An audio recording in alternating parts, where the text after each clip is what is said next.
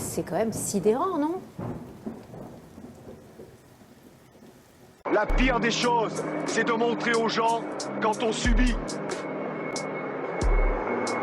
Il y en a toujours un ici qui aura plus froid qu'un autre, qui aura plus sommeil, qui aura plus faim que l'autre. Mais quand on commence à développer une respiration collective, un esprit de groupe, c'est là justement où on démontre qu'on ne subit pas. Ne montrez jamais la faille à personne. Le fait de montrer une seule faille à quelqu'un, la personne s'engouffrera dedans. C'est une affaire de voyous, c'est un des méthodes de voyous, c'est très étrange quand même. Madame, faites très attention au vocabulaire que vous employez. Parce que je ne suis pas quelqu'un qui plaisante, donc vous ne parlez pas de moi comme un voyou. Pardon de le dire, parce que moi je pourrais dire aussi qu'inviter M. Takedine chez BFM comme vous l'avez fait, c'est une affaire de voyous. Donc, mesurez votre vocabulaire. Et les choses iront beaucoup mieux. Alors, excusez-moi. La Libye. Regrettez-vous d'être allé jusqu'à tuer ou de fait faire tuer, livrer le colonel Kadhafi à la rébellion des années après? Vous perdez un raison, État disloqué, des djihadistes qui trouvent des refuges et qui ont bénéficié des armes et une vague migratoire. Vous m'accusez d'avoir fait tuer M. Kadhafi? Ai-je compris cela? Ce n'est pas une accusation. Ah bon? Si la France n'avait pas aidé la rébellion, elle n'aurait pas pu tuer le colonel Kadhafi. Attendez, excusez-moi. Enfin, vous... Son convoi était bombardé au moment précis où il a été tué. Dans ce fameux épisode où Sarkozy avait rencontré Poutine, et où Poutine lui aurait mis le coup de pression de sa vie. Il est ressorti un peu bourré. Oui, alors, en fait, tu sais bien que Sarko ne boit pas, donc il n'était pas bourré. Choqué. Mais il était choqué. Mesdames et messieurs, je vous demande de bien vouloir excuser mon retard, qui est dû à la longueur du dialogue que je viens d'avoir avec M. Poutine. Mais rappelons-nous ce qu'il avait utilisé comme argument. Il avait dit, écoute bonhomme, ton pays il est grand comme ça, mon pays il est grand comme ça. Et c'est vrai que quand tu vois une carte du pôle Nord, c'est ce qui saute aux yeux. Donc il lui dit, garçon, je peux faire de toi le chef de l'Europe si je veux, ou bien je peux t'écrabouiller. Bon ça calme, ça c'est clair. Que tu sois le président d'une puissance nucléaire ou pas, ça te calme.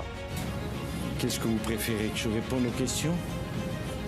Alors, y a-t-il des questions? Ici. La pire des choses, c'est de montrer aux gens quand on subit.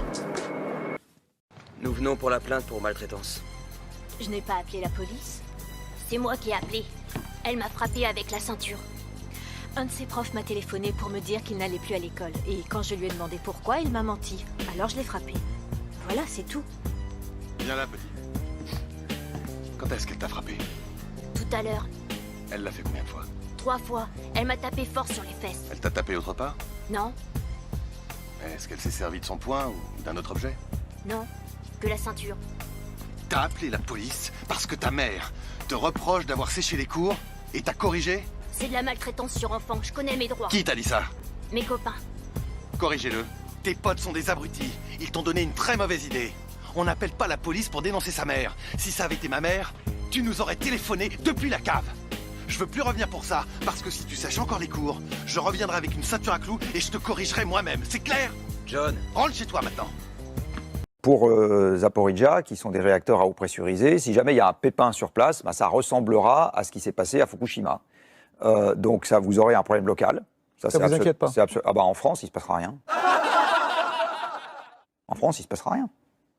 Oui, bah, il n'empêche que ça, pour les populations locales, quand même, ça les concerne. Oui, on bien a le droit sûr, d'être mais inquiet, si on veut supprimer les problèmes pour les populations locales, on déconstruit tous les barrages. Vous savez, la rupture le plus grand accident de barrage qui ait jamais eu dans le monde, c'est un complexe de barrage qui a eu lieu, c'est un accident qui a eu lieu en Chine dans les années 70, il y a eu entre 20 et 100 000 morts.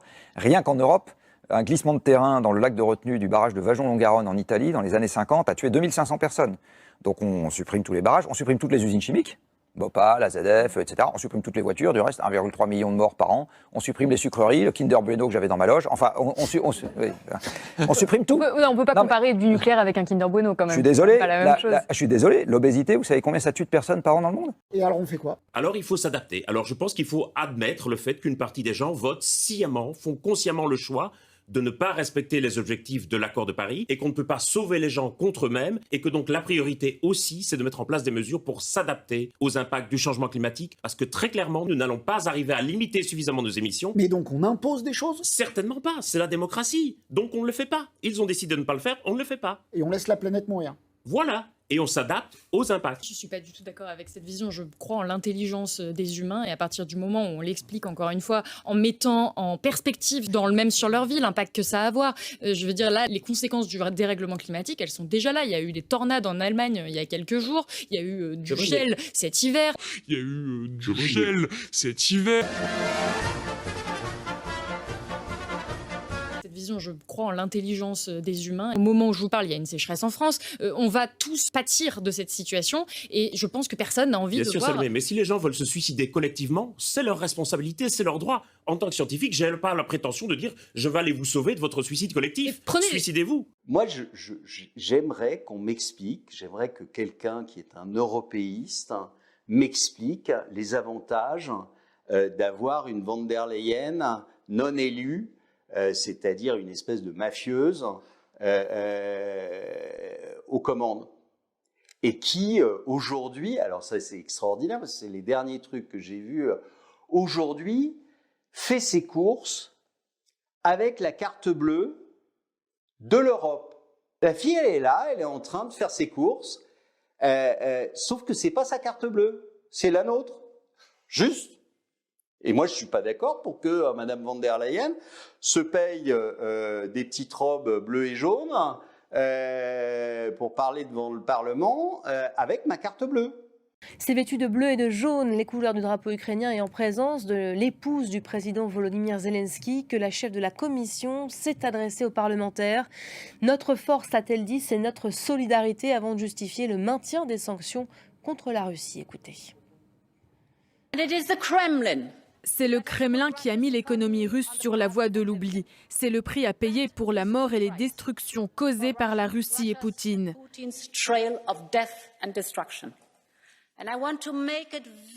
Et je veux être très claire, les sanctions sont faites pour durer. Nous devons être déterminés. Ce n'est pas l'heure de l'apaisement. Cela doit être très clair. Oh, oh, oh, est-ce qu'il y a quelqu'un qui a vu la présidence française? Quelqu'un les a vus? Ils sont pas là. On fait juste un petit débat sur la démocratie, l'état de droit, mais ils ne sont malheureusement pas là. Donc si vous les voyez, il faut leur dire pour qu'ils viennent, ça sera vachement intéressant. Vous dites ne plus vouloir financer la guerre russe en Ukraine. Ok, mais ça ne vous dérange pas de financer l'occupation israélienne de la Palestine en achetant du gaz israélien, de financer la guerre saoudienne au Yémen en achetant du pétrole saoudien. Aujourd'hui, nous entendons qu'ils veulent nous vaincre sur le champ de bataille. Que dire? Qu'ils essaient. Nous avons plusieurs fois entendu que l'Occident voulait nous combattre jusqu'au dernier Ukrainien. C'est une tragédie pour le peuple ukrainien. Mais il semble que tout se dirige dans cette direction. Chacun doit savoir que nous n'avons pas encore commencé les choses sérieuses. Y a-t-il une menace d'une troisième guerre mondiale?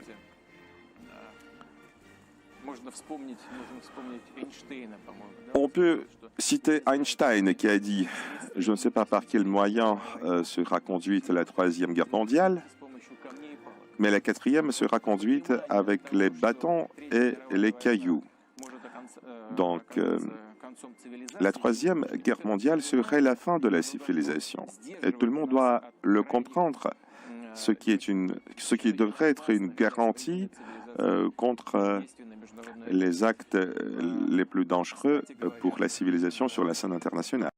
La Russie aujourd'hui a des comptes courants excédentaires, c'est-à-dire une balance commerciale excédentaire, elle a un budget excédentaire, elle a des réserves de change qui lui permettent d'importer pendant au moins 2 ans tout ce dont elle a besoin, même si elle ne vend rien à l'étranger. Elle n'a pas de dette intérieure, elle n'a pas de dette extérieure, donc elle s'est parfaitement préparée à cette guerre. Elle peut vivre en autarcie. Elle peut vivre en autarcie pendant 2 ans, ce que vous dites. 2 ans. Et puis nous, on ne peut pas vivre 2 mois. Aujourd'hui, je pense que les nations qui s'en sortent, c'est pas les gros machins, c'est pas les gros blocs. Celles qui s'en sortent, c'est celles qui sont agiles dans la mondialisation. Comme qui? C'est la Suisse, qui est un pays, je sais pas, 10 millions d'habitants, c'est ça, 9 millions, arrive à mieux gérer ses intérêts commerciaux que l'Union européenne et ses 500 millions ou 450 millions maintenant de population. Pourquoi ? Parce qu'elle sait quels sont ses intérêts nationaux. Le Royaume-Uni, dès qu'il a quitté l'Union européenne, a négocié 170 accords commerciaux dans le monde, en 3 mois. Si je te vends cette bouteille d'eau là, maintenant 50 €, j'ai aucune chance que tu me l'achètes parce que tu en as une là, tu as une là, tu as une là. Maintenant, je t'emmène dans le désert. Ça fait une journée que tu n'as pas bu, je te vends cette bouteille de 50 €, tu l'achètes. Maintenant, je me dis non, j'en veux beaucoup plus, je vais attendre 2 jours. Tu es capable de me donner ta maison pour cette bouteille d'eau. Les 3 jours, tu me donnes tout ce que tu veux. Les négociateurs, quand il y a un ultimatum, par exemple, je veux une voiture, ils ont peur. Mais moi, psychologiquement, je me frotte les mains parce que quand j'entends je veux une voiture, moi j'entends un besoin. Et là, ce besoin, c'est comme cette bouteille d'eau. Elle va prendre de la valeur. Et plus ce besoin a de la valeur, plus il va me donner des otages. Ça, c'est mon téléphone. Voilà. Les applications que tu vois là, c'est juste les dernières applications que j'ai téléchargées parce que je ne connais pas leur nom par cœur encore. Mais et ensuite, mais j'ai aucune notification. Voilà. Si tu t'appelles pas parmi les 3 prénoms qui sont configurés dans mon téléphone, bah, tu peux m'envoyer tous les messages que tu veux par WhatsApp, Telegram, SMS, email ou autre. Il n'y a jamais rien qui vibre. J'ai pas une seule pastille rouge. Les pires, c'est les pastilles rouges. Les petites pastilles qui te disent t'as oublié de faire quelque chose et qui nourrissent ta dopamine cérébrale et qui font que quand tu la coches, tu es content d'avoir fait quelque chose. C'est le principe d'une to-do list. Une différence, je pense, entre le langage inclusif, qui est le fait aussi d'ajouter des E partout, des S, voilà, d'inclure aussi, voilà, selon le genre, et aussi de féminiser les mots. C'est pas tout à fait la même chose non plus. Mais là, il ne s'agit pas de les féminiser, hein. Il s'agit vraiment de les démasculiniser. C'est-à-dire que c'est des mots qui ont existé. Donc on fait ça contre les hommes et pas pour les femmes, finalement. Si on démasculinise, on fait pas ça pour faire les femmes. On enlève, on remet ce qui a existé. Ouais, mais en fait, en une phrase, vous venez finalement de résumer vraiment ce qu'est le féminisme aujourd'hui, tel que tout le monde entend, quelque chose contre les hommes et non plus pour les femmes. Il y a des femmes qui aiment travailler, comme toi, D'accord. et qui savent faire les deux choses, s'occuper des enfants et de travailler. D'accord. Il y a des femmes qui aiment rester à la maison. D'accord. Ils veulent rester à la maison, ils aiment bien les enfants. Ok. Si toutes les femmes travaillent, qu'est-ce qu'ils font les enfants à la maison? Là, il y a du boulot.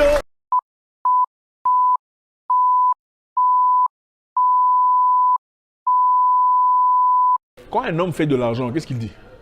Maintenant que j'ai de l'argent, je veux faire un voyage, je vais emmener ma femme avec moi, comme ça on va enjoy, n'est-ce pas? Quand une femme a de l'argent, qu'est-ce qu'elle dit? Quand une femme gagne de l'argent, elle dit quoi? Je n'ai pas besoin d'un homme dans ma vie. Je suis indépendante. Salut à tous, là je suis dans les loges du Café de la Gare, mais bon, à cause on fait des économies d'énergie, quoi, parce que c'est le patron qui nous a dit, tu vois, bon. Mais la question que je me pose quand même, c'est est-ce qu'on fait des économies d'énergie à cause du dérèglement climatique ou à cause de la guerre en Ukraine? Voilà. Ouais. Bon, disons que la guerre en Ukraine, bon, a boosté voilà. Donc, finalement, merci qui? Merci Poutine. Voilà. Non, mais c'est vrai, hein, il est quand même beaucoup plus efficace que le nôtre à ce niveau-là. Nous avions aussi lancé des invitations à Paul Magnette, Maxime Prévost et aux 2 coprésidents d'Écolo qui nous ont dit ne pas être disponibles ce soir. Nous vous devions cette transparence-là. Je vais me retourner vers Sabine, qui est une intervenante. Et on ne va pas se cacher. Je vous ai entendu ce matin en radio. J'ai été bouleversé, je vous le dis, par votre témoignage, Sabine, ce matin. Sans vouloir faire de la répétition, quelle est votre situation aujourd'hui, Sabine? J'ai reçu ma facture de régularisation de gaz et d'électricité. J'en ai pour 2 000 € et ma facture d'acompte passe de 250 à 840 € par mois. Est-ce que vous arriverez à honorer ça? Je suis incapable. Non. Quelle démarche pouvez-vous faire? À quoi est-ce que vous renoncez déjà, Sabine? Ben, rien que de prendre une douche, ça me rend malade. Et je ne peux même pas allumer mon chauffage. C'est impensable. Il y a des petits plaisirs dans la vie qui sont fondamentaux. Vous entendez parler de la perspective des vacances qui devient quelque chose pour vous d'inimaginable. Et je vous avoue que ça m'a totalement surpris. Ben, je partais chaque année en vacances et là, j'avais réservé des vacances pour l'année prochaine. J'ai tout annulé. C'est dans ma tête quelque part plus possible. C'est quelque chose que vous avez expliqué à vos enfants, par exemple? Ils comprennent la situation? Non. J'arrive même pas à me dire que je pourrais pas aller en vacances l'année prochaine. Ils entendent bien qu'il y a un problème, mais ils ont 8 et 9 ans, c'est compliqué. Comment vous jugez la manière dont les choses se passent aujourd'hui? Il y a une action politique qui est menée, on vient d'en débattre pendant 1 heure. Il y a des actions qui ont été menées, c'est vrai. Elles sont jugées très nettement insuffisantes. Il y a d'autres choses qui vont arriver, on l'a bien compris.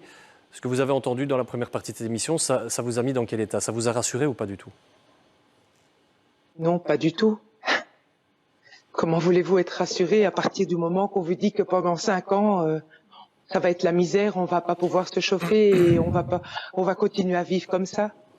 Des perspectives, on vient de l'entendre, le fait que ça doit encore aller plus loin, même si beaucoup a été fait. Et pourtant, et sans grande surprise, soyons clairs, le PTB dit que ça ne va pas assez loin. Qu'est-ce qui ne va pas assez loin, selon vous? Et bien sûr, c'est insuffisant. On entend que d'autres choses vont être mises sur la table. Qu'est-ce qu'il faut de plus aujourd'hui, selon vous? Mais ce qui ne va pas, c'est d'entendre un témoignage comme ça, ici ce soir. Hein. Moi, j'accepte pas que dans un des pays les plus riches du monde, j'ai une dame ici qui va témoigner dans votre émission qu'elle ne sait pas comment payer ses factures. Hein. Moi, j'accepte pas ça. Ça me fout en colère. Et pas que moi, hein, ça me fout en colère. Tout le monde qui a regardé votre émission jusqu'à maintenant, à cette minute-ci, est en colère de voir qu'il n'y a pas de solutions qui sont apportées. C'est ça qui ne va pas. Je vais ici vous dire quelque chose. En Belgique, il y a une entreprise comme Engie qui nous vend, qui produit son énergie, son prix de revient, 30-35 € du mégawattheure. Elle le revend aux citoyens belges ici, combien? 200-300 € du mégawattheure. Okay, donc ils sont en train de se faire du fric là-dessus. C'est exact, ces chiffres-là? Exactement. Donc ce sont les chiffres. C'est même pour une fois, M. Edebeau est raisonnable. Voilà, exactement. Parce que sur les contrats variables, on est parfois à 600 € du mégawattheure. Donc c'est un témoignage fort que je fais ici. Une société qui nous fournit 50% de l'électricité est en train d'exploiter tous les travailleurs belges et les PME pour se faire du fric, du fric et du fric. Moi, ce que j'attends du politique, c'est que le politique protège les citoyens et dise « je ne suis plus d'accord que cette électricité soit vendue aussi cher » et on bloque les prix. Parce que sinon, toute notre économie va y passer. Et donc, cette colère doit se transformer dans quelque chose de positif. Oui, c'est pour ça que le PTB... On va y venir sur la question des surprofits. Hein. C'était très clairement, et on vous l'avait dit, c'était quelque chose qu'on voulait entendre. Cela dit, la colère, OK, vous appelez maintenant au vendredi de la colère. OK, les vendredis de la protestation, les vendredis de la colère. Vous vous doutez bien, on a reçu des messages qui disent aujourd'hui, mais enfin, c'est un appel à l'insurrection. Derrière la colère, il y a un peu de violence. Et derrière la violence, d'abord énoncée verbalement, il peut y avoir de la violence physique. Ça, c'était la bonne manière de faire, ça? Mais vous croyez que les gens ont entendu le PTB être en colère? Pas du tout, pas du tout. Pas une question de colère, c'est une question de violence qui pourrait s'exprimer dans la rue. La violence de société, c'est quoi? C'est d'affamer les gens. C'est de leur faire payer des factures comme ça. Ça, c'est une violence. Quand j'ai entendu Sabine, ce qu'elle vit aujourd'hui, ça, c'est de la violence. Ça me met en colère. Et ce que nous voulons faire avec le PTB, c'est organiser cette colère. Tous les vendredis, où on fera rendez-vous avec les gens pour ne pas qu'on soit éparpillés dans tous les sens. Ensemble, on va mener le combat. Ce matin, 15 000 personnes étaient présentes dans les rues de Bruxelles à l'appel des organisations syndicales. C'est ça, une colère qui est structurée, qui est organisée. Il faut, monsieur Daoud, que la peur change de camp. Okay, j'en ai marre que ce soit les citoyens qui aient peur. Je vous le dis ici, sincèrement. Je veux qu'on arrête de nous, les citoyens, avoir peur, les travailleurs, et je veux qu'en haut, les Engie, les Trabel, c'est à eux d'avoir la trouille. Notre société, à nous, elle est là pour vivre, elle est là pour avoir du bonheur avec nos enfants, pas pour avoir des gens qui se font du fric et du fric sur le dos des gens, et je suis effectivement en colère, monsieur Daoud. C'est ici, au cœur d'une forêt des Landes, que pourrait voir le jour le plus grand parc photovoltaïque de France et l'un des plus grands d'Europe. Oriseo, c'est un projet de 1000 hectares de panneaux solaires et son emplacement n'a pas été choisi au hasard. Avec l'identification de cette parcelle à proximité immédiate du poste électrique de Socats. Et donc c'est de là qu'à partir de 2018 qu'est née l'ambition du projet Oriseo quant à sa puissance et à son innovation en termes de technologie. Le projet, porté par Engie, Neoen et la Banque des Territoires, s'est donné comme objectif de produire 1 gigawatt d'électricité verte par an, soit la consommation d'une ville de 740 000 habitants. Une puissance qui pourrait remplir jusqu'à 15% des objectifs d'énergie solaire fixés par la région Nouvelle-Aquitaine. Cette énergie, elle est verte parce que bien qu'on s'installe sur une production sylvicole, on va décarboner, enfin c'est à peu près 3 millions de tonnes de carbone évité avec ce projet Oriseo. Entre septembre 2021 et janvier dernier, un débat public a eu lieu entre les promoteurs et les habitants. Face à un manque de réponses claires selon certains d'entre eux, des collectifs se sont montés. Et donc tout ça, là, tout ce qu'on voit au fond, tout ça, ça n'existe pas. Ce que pointent du doigt ses opposants, c'est notamment l'immensité du projet, démonstration à l'appui. Donc pour faire le côté le plus long, il nous a fallu à 80 km/h, 5 minutes 55. fait face à un véritable Far West des énergies renouvelables. Il n'y a pas de vraie politique nationale, il n'y a pas de véritable planification, quoi qu'on en dise. Chaque commune, chaque territoire fait ce que bon lui semble. Et puis, c'est confié entre les mains d'entreprises ou d'intérêts privés. Risque hydrologique, dôme de chaleur, crainte pour la biodiversité. Bien que tous ces arguments soient réfutés par Henri Zého, les associations se disent inquiètes. Par ailleurs, l'un de leurs regrets, c'est le fait d'opposer la transition écologique et la forêt. On est tout à fait favorable aux énergies renouvelables. On ne pourra pas faire sans ça. Mais il faut les mettre au bon endroit et tant qu'il y a de la place sur des toitures, sur des espaces artificialisés, c'est totalement prématuré d'envisager de les mettre dans la nature et qui plus est dans la forêt. Henri Zého espère déposer sa demande d'autorisation au printemps 2023. En cas d'affirmative, les premiers coups de pelle pourraient avoir lieu en 2024 pour une sortie de terre en 2026. RMC, chez vous, cette semaine, nos reporters Nicolas Traîneau et Mao Becker-Granier se sont installés dans le département des Landes. Bonjour Nicolas Traîneau. Bonjour à tous. Nicolas, vous êtes en direct de Dax ce matin, où pour installer des panneaux solaires, écologiques donc, on a détruit la forêt. Oui, et on parle ici d'une déforestation tout à fait légale, mais qui révulse associations et riverains. Nous nous sommes rendus à Rion-des-Landes, à 30 km de Dax, avec Mao Becker-Granier, où une maison blottie dans la forêt s'est retrouvée en quelques mois cernée de panneaux solaires. Et les conséquences sur l'environnement sont bien là. Au bout de son jardin, Philippe observe dépité les panneaux solaires à perte de vue. Il y avait la forêt comme ça là. Jusqu'à bout de la clôture là-bas. En 2 semaines, ils ont tout bouffé. On voit même pas la façade, on voit le cul des panneaux là. À quelques dizaines de mètres de sa maison, son petit bout de paradis, où il vit en famille depuis 33 ans, 70 hectares de panneaux installés en quelques mois, sans même qu'on leur demande leur avis. S'il y a 33 ans, il y avait déjà les panneaux, peut-être qu'on ne serait pas venu ici. Ça a été dit que si ça ne nous plaisait pas, si on n'était pas content, on n'avait qu'à aller voir ailleurs. Et si on lui demande s'il a reçu une compensation, Philippe préfère en rire. Déjà, à la limite, qui me paye l'électricité avec tout ce qu'ils fournissent. En janvier dernier, des inondations se sont produites sur cette zone et selon Françoise Géraud, présidente de l'association Rion Environnement, la déforestation en est la cause. Aucun arbre dans les Landes n'est là par hasard. D'ailleurs, depuis toujours, il y a eu des pins dans les Landes et c'était des petites forêts de régénération naturelle parce qu'elles prennent dans le sol toute l'eau qui est en surplus. C'est horrible. Face à cela, la mairie a un argument massu. Ce site permet de fournir en électricité 8400 foyers partout en France. Nicolas, est-ce que c'est le seul projet de ce type dans les Landes ? Non, on compte plus d'une dizaine de nouveaux projets en cours et déjà, l'équivalent de 1200 terrains de foot aurait été arrachés dans les Landes selon les comptages d'associations. Nous avons pris la route pour nous en rendre compte avec le président de la CEPANZO. C'est une association de protection de la nature dans les Landes. Et entre Dax et Mont-de-Marsan, on voit des grands champs de panneaux brillants au milieu des forêts. En route, nous avons téléphoné à la préfecture. On nous apprend que la majorité des installations de panneaux solaires se fait en forêt. C'est considérable quand on sait que le département des Landes, en 10 ans, est devenu le second producteur d'énergie solaire en France après la Gironde, le département juste à côté. À Igos, Saint-Saturnin, à 40 minutes de route de Dax, on est même tombé sur une machine en train d'abattre une grande parcelle pour faire de la place à de nouveaux panneaux. Tout cela est une aberration pour Jean Dupuis, ce militant écologiste. Mais ils sont en train de couper les arbres pour pouvoir poser des panneaux. Il en arrive de partout. Et alors, ils sollicitent les communes, les propriétaires. Vous ne pouvez pas savoir les sommes que ça rapporte.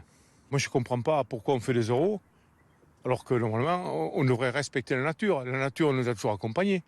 Et là, je ne sais pas où on va. Là. Et qu'est-ce que vous faites, du coup ? On essaye de lutter, on conteste les autorisations. Vous savez, il y a je ne sais pas combien de kilomètres carrés de parking, de toiture.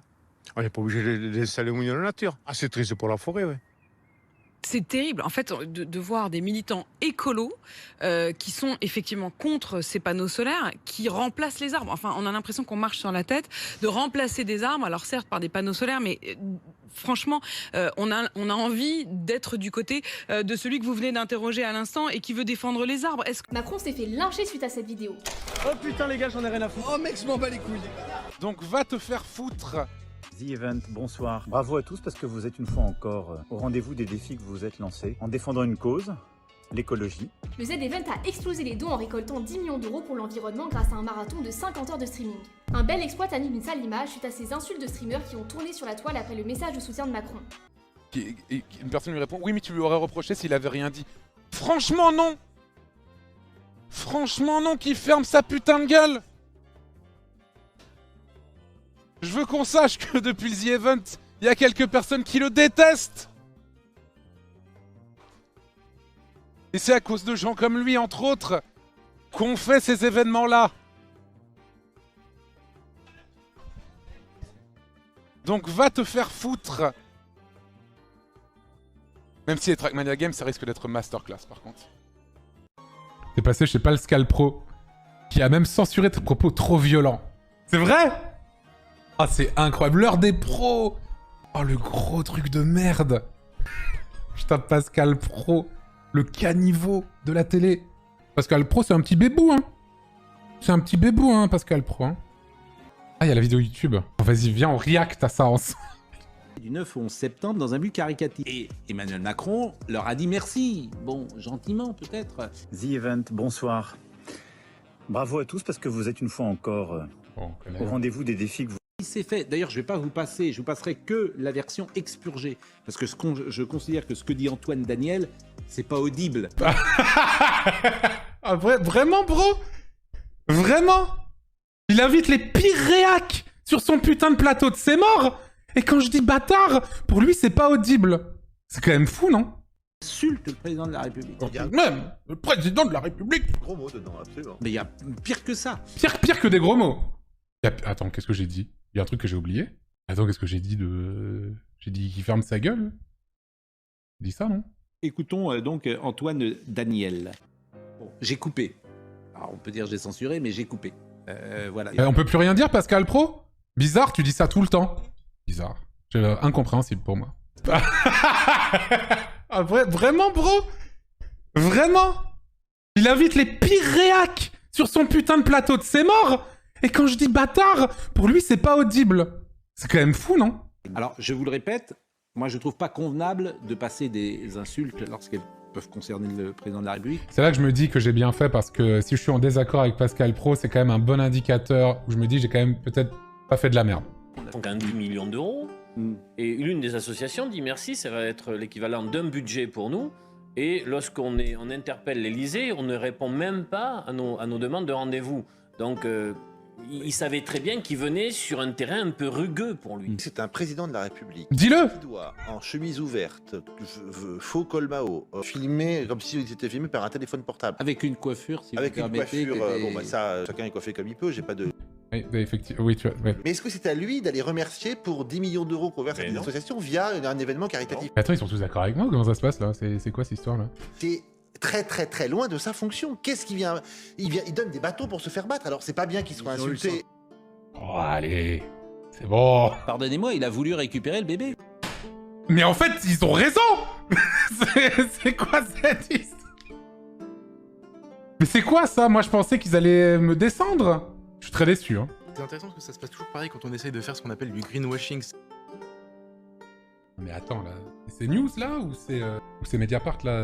Attends, il se passe quoi, là? Lui, il s'attend à avoir des merci, bravo, super, etc. Ce que vous faites, pas du tout. Les plus radicaux militants de la cause, de la planète, etc. Détestent les gens comme Emmanuel Macron. Donc en fait, ça sert à rien. C'est un syndrome de Stockholm, en fait. En fait, ils sont juste d'accord avec moi. Ils disent juste que j'aurais peut-être pas dû insulter, quoi. Putain, je suis trop déçu. Ah merde, mais du coup, ça veut dire quoi sur moi, en fait? Peut-être que je retire, en fait, parce que l'heure des pros... C'est là que je me dis que j'ai bien fait, parce que si je suis en désaccord avec Pascal Pro, c'est quand même un bon indicateur où je me dis que j'ai quand même peut-être pas fait de la merde. Alors je veux dire à tous ceux qui nous proposeront des dépenses supplémentaires, en dizaines de millions, en centaines de millions, voire en milliards d'euros, tout en dénonçant le niveau de la dette française et en réclamant la baisse des dépenses, je veux le dire avec force, la France est à l'euro près.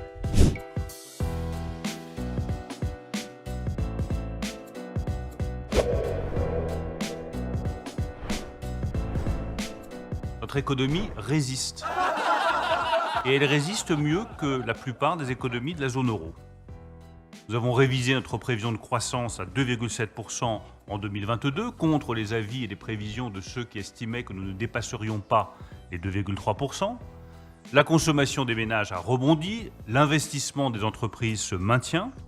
Tout cela nous conduit à maintenir notre prévision de croissance à 1% pour 2023. L'inflation, c'est notre évaluation, restera en effet à un niveau élevé dans les mois qui viennent, de l'ordre de 6%, avant de revenir autour de 4% dans le courant de l'année 2023. Mais cela suppose de tenir bon sur nos politiques économiques et la politique monétaire de la Banque Centrale Européenne. On a payé les gens à ne rien foutre pendant le Covid, pendant un an. Et on n'a pas tiré... Ce qu'on a fait à ce moment-là, c'est qu'on a émis du papier obligataire qui a été acheté, planche qui a été achetée par la Banque Centrale, c'est-à-dire que c'était de la planche à billets déchaînée, quoi. Donc on a imprimé de l'argent comme des fous. Donc maintenant, la valeur de la monnaie baisse. Les gens ne comprennent pas, mais l'inflation, ça n'est pas la hausse des prix, c'est la baisse de la valeur de la monnaie. Parce qu'on en a trop fait. Il faut qu'ils se mettent ça dans la tête, c'est qu'en fait, c'est une volonté des gouvernements de faire baisser la valeur de la monnaie, parce que sans ça, les gouvernements ne pourront pas rembourser leurs dettes. Ouais, donc c'est pas du tout une hausse des prix, c'est le billet que vous avez dans votre poche qui perd de la valeur au fur et à mesure. Alors je veux dire à tous ceux qui nous proposeront des dépenses supplémentaires, en dizaines de millions, en centaines de millions, voire en milliards d'euros, tout en dénonçant le niveau de la dette française et en réclamant la baisse des dépenses, je veux le dire avec force, la France est à l'euro près. C'est pas du tout la fin de l'abondance, mon cher monsieur Macron, c'est le début, regarde. J'ai envie de boire l'apéro avec ma femme et mes enfants, je vais acheter des boissons dans un commerce qui est juste à côté de chez moi. C'est deux personnes très gentilles, ils sont en train de fermer. Mais dites non, mais bien sûr, monsieur, je les connais pas, hein. Bien sûr, monsieur, rentrez, regardez, les bières sont là, les boissons pour les enfants, c'est là, là, là. Elle me dit, ça fait 6,90. Je dis, voilà un billet de 10, gardez la monnaie, ça me fait plaisir. Et tout de suite, la dame me dit, oh, c'est gentil, venez avec moi. Et elle m'emmène sur le comptoir d'à côté, et elle me sort des gâteaux pour l'apéritif, etc. Elle m'enfile pour 5 €. Au final, j'ai payé 10 € pour quelque chose qu'on valait presque 12. C'est pas la fin de l'abondance, monsieur Macron. Tout ce que vous avez réussi à faire avec vos escrocs en col blanc, c'est à permettre aux gens de se rassembler, de se serrer les coudes. C'est le début de l'abondance, grâce à vous. Bon, il faut qu'on parle de ce projet de budget 2023 qui vous fait déjà ricaner. C'est vrai qu'on a un peu ricané, moi j'ai un peu ricané, quand j'ai écouté Bruno Le Maire nous dire « La France est à l'euro près ». Non mais c'est ce qu'il nous a dit en présentant son projet de budget 2023. Est-ce que ça appelle un commentaire quand on sait que la France va emprunter 270 milliards d'euros l'année prochaine sur les marchés? Ça vous a fait ricaner ou pas entendre cette phrase? Ça appelle un énorme commentaire parce que ça fait combien d'années qu'on tire la sonnette d'alarme en disant attention, on dépense beaucoup trop, on dépense plus que nécessaire. Pendant la période de Covid, nous on a dit à la Fondation IFRAP, mais on aurait pu dépenser moins, on aurait pu faire moins de chômage partiel, on aurait pu arrêter moins l'économie. D'autres pays l'ont fait. On a eu une récession à 7,9 en 2020. On s'en souvient, les Allemands étaient autour de 5. C'est le rétroviseur, ça, Agnès. Alors moi je vous parle du projet de budget 2023. Oui, mais dire qu'on est à l'euro près alors qu'on a dépensé sans compter des milliards et des milliards sur les années qui viennent de s'écouler et alors qu'on montre un budget avec une croissance qui est vraisemblablement surévaluée et qu'on est encore à 56,6% de dépenses publiques par rapport à la richesse nationale, c'est quand même sidérant, non? On est quand même le pays qui dépense le plus au monde. Qui dépense plus que nous en dépenses publiques par rapport au PIB. Par rapport à la richesse nationale, mais personne. Et d'ailleurs, vous avez dit 270 milliards de besoins de financement l'année prochaine de l'État. De l'État. Que de l'État. On n'est pas toute administration publique confondue. Si on prend la totalité, nous, on est à plus de 300 milliards quand on compte tout le monde. 320, 330. Il affirme qu'on est sorti du quoi qu'il en coûte, Bruno Le Maire. On a comme sentiment que le gouvernement a sorti le carnet de chèques là, pour ce budget 2023. Mais oui, mais on sort le carnet de chèques tous les jours. Tous les jours, on a des nouvelles annonces quasiment de chèques, de mesures supplémentaires, etc. Alors même qu'on taxe les Français, les entreprises françaises, plus que partout ailleurs. Vous avez vu hein, le taux de prélèvement obligatoire de 2022, là, cette année, 45,2. Hein, c'est dans les documents budgétaires. 45,2, ça veut dire qu'on a énormément augmenté le taux de prélèvement obligatoire. En exécution 2021, on était à 44,3. Donc on fait des chèques d'un côté, mais de l'autre, on ponctionne comme on n'a jamais ponctionné. La recette de TVA cette année, c'est 204 milliards. La recette de TVA prévue en 2023, c'est 214 milliards. Ça veut dire quoi? Ça veut dire qu'on est dans des niveaux... Mais il y a de la croissance, donc il y a plus de consommation et plus de TVA. C'est aussi l'inflation. Est-ce que ce projet de budget 2023 protège bien les ménages contre cette inflation? 45 milliards d'euros de brut, c'est brut, hein, pour ce bouclier énergétique afin de limiter les prix, de la flambée des prix de l'énergie, du gaz, de l'électricité. Est-ce que les Français sont bien protégés? Vous avez dit c'est brut. Ça veut dire quoi? 45 milliards bruts. Parce qu'il y a d'autres recettes liées notamment aux énergéticiens, Oui, aux énergies c'est renouvelables. C'est ça. Il y a Et quand en même des- fait, dans le budget, c'est pas 45 milliards. Ça a un impact sur le déficit de 16 et les crédits ouverts sont de 12. Ah, pourquoi il communique sur 45 milliards, le gouvernement? C'est très compliqué à évaluer parce que pour l'instant, on n'a pas toutes les données sous-jacentes. Donc c'est un bouclier à 16 milliards. On verra, mais le truc, c'est qu'en fait, c'est Bon, 45... vous êtes contente, c'est 3 fois moins. Non, mais le sujet, c'est qu'il faut arrêter avec tous ces milliards qui sont surgonflés et peut-être revenir à la réalité. On va encore payer énormément d'impôts en 2023. Beaucoup plus que ce qu'on nous annonce par rapport au PIB, parce qu'on nous dit qu'il y aura une baisse du taux de prélèvement obligatoire à 44,7, alors que franchement, c'est tout à fait improbable que ça baisse autant, puisque la croissance, elle est prévue à 1%. Déjà, la Banque de France dit que ce sera plutôt 0,5%. Ouais. Nous, à la Fondation IFRAP, on a évalué le plan de sobriété et on pense qu'en appliquant le plan de sobriété tel que veut le gouvernement, c'est-à-dire qu'on soit à moins 10% de consommation d'énergie en 2023, à ce moment-là, c'est un impact sur le PIB qu'on a évalué autour de 0,9. Ça veut dire qu'on aurait déjà territoire négatif. Quasi pas de croissance, quoi. Franchement, ça dépend si on part des prévisions de la Banque de France ou du gouvernement. Mais bon, voilà, on va clairement, c'était votre plateau d'avant, on va clairement plutôt vers la récession que vers de la croissance. Et la question, c'est est-ce qu'on est protégé pour l'avenir? Moi, je réponds non. On n'est pas du tout protégé. On est dans une situation où on est finalement, on n'a jamais été aussi fragile. Notre pays est clairement peut subir, et d'ailleurs c'est le gouverneur de la Banque de France qui sonne l'alarme à l'Assemblée nationale en audition, qui dit attendez, il faut absolument réduire les dépenses, il faut absolument arrêter d'embaucher massivement dans le secteur couper dans public. les dépenses quand on... La question maintenant c'est est-ce qu'on peut mettre sur la table un plan de redressement des comptes publics qui tienne la route et qui soit crédible vis-à-vis des marchés. Parce que ce que craignent les personnes qui sont à l'intérieur du système aujourd'hui et qui ne peuvent pas parler, ils craignent quoi? Ils craignent une attaque des marchés sur notre dette. Et on est hyper fragile. Là, on va dépasser les 3 000 milliards de dettes au sens de Maastricht, c'est-à-dire hors dette, hors bilan, etc., l'année prochaine. Si on suit la projection gouvernementale, en 2027, on sera à 3 500 milliards de dettes. On n'est pas du tout dans un frein au niveau de dette publique français. On a ces besoins de financement de plus de 300 milliards d'euros par an pour faire tourner la boutique France et qu'on va chercher à l'extérieur, auprès d'investisseurs étrangers, souvent, puisqu'il y a 50%, autour de 48% de notre dette qui est détenue par des investisseurs non résidents. Et la question, c'est jusqu'où ils vont nous suivre en considérant que la France est crédible.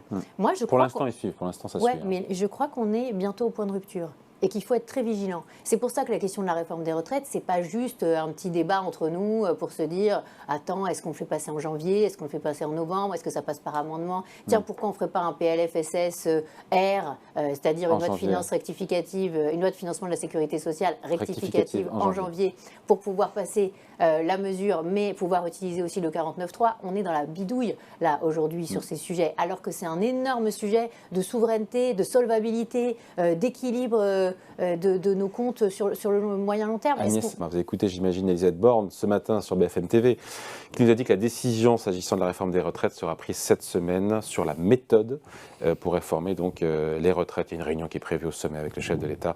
Prévue, c'est mercredi avec donc le président, le Premier ministre et les ministres concernés.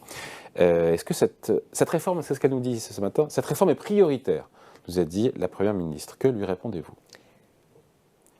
Je lui réponds que la réforme, elle n'est pas prioritaire. Ou alors, on veut faire cette réforme pour une autre raison que l'équilibre des régimes. Puisque l'équilibre des régimes, aujourd'hui, il est complet. On est même excédentaire pour 2 ou 3 années. Et puis, quand je vois que le comité d'orientation des retraites nous explique qu'il faut qu'on se projette dans 50 ans, les projections dans 50 ans, alors qu'on ne sait pas si on va pouvoir passer l'hiver, selon l'exécutif, avec la hausse des coûts de l'énergie et tout ce qu'il y a autour, la guerre en Ukraine et tout cela, il n'y a pas de réforme prioritaire pour les retraites. Même si le système de retraite, a priori, d'après la projection du comité d'orientation des retraites présentée le 15 septembre, montre que dès l'an prochain, on passe dans le rouge pour n'en sortir que dans la seconde partie des années 2030, dans un scénario qui d'ailleurs est assez optimiste. Donc à vous écouter, on laisse dériver le système? Alors, on ne laisse pas dériver le système. Aujourd'hui, le système, c'est il nous faut plus de cotisants. Donc, je reprends y compris un bulletin d'information qu'ont fait les sénateurs français en disant que réforme des retraites, l'enjeu, les fins de carrière. Aujourd'hui, 44% des salariés du privé à 55 ans perdent leur emploi. Une partie d'entre eux en retrouvent, mais à 62 ans, l'âge de liquidation de la retraite, 50% ne sont plus en emploi. Une partie se trouve à l'assurance chômage, une autre partie en invalidité, et pour certains aux minima sociaux quand ils n'ont pas retrouvé d'emploi depuis 55 ans. Mais on peut traiter les deux sujets aussi, on peut traiter la fin de carrière effectivement, tout en allongeant aussi la durée de travail. Parce que ce que nous dit le gouvernement, c'est qu'en gros, il faut travailler plus longtemps pour dégager des ressources pour financer l'école, les hôpitaux, la transition énergétique auquel on est tous attachés évidemment, augmenter la retraite à 1 100 €. Et on est à l'euro près, nous a dit d'ailleurs Bruno Le Maire ce matin en présentant le projet de loi de finances 2023. On est à l'euro près, donc il faut de nouvelles ressources. C'est un discours que vous n'entendez pas? Mais ce que j'entends surtout, c'est que les cotisations pour les retraites payées par les salariés et les employeurs ne vont plus servir à la retraite. Donc on ne parle pas d'équilibre du régime à ce moment-là. On nous parle d'autre chose, transition climatique, autonomie ou je ne sais quoi d'autre. Et c'est un discours que vous pouvez entendre, ça?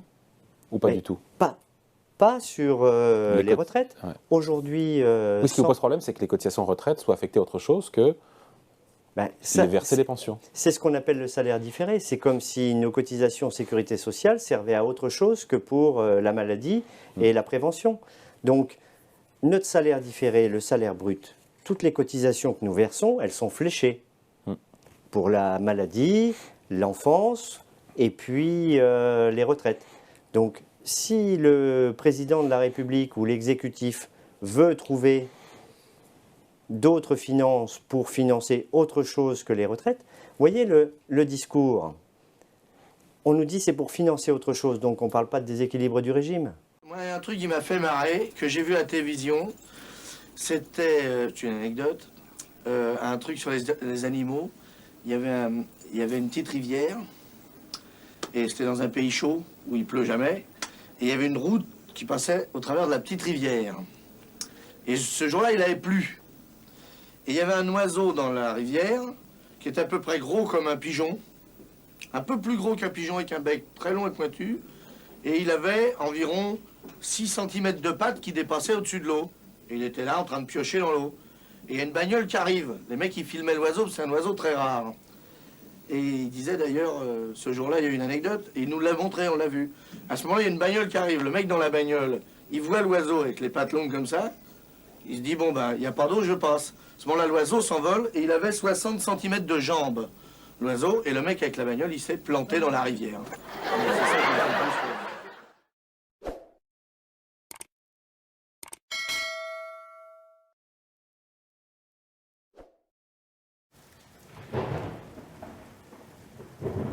C'est quand même sidérant, non?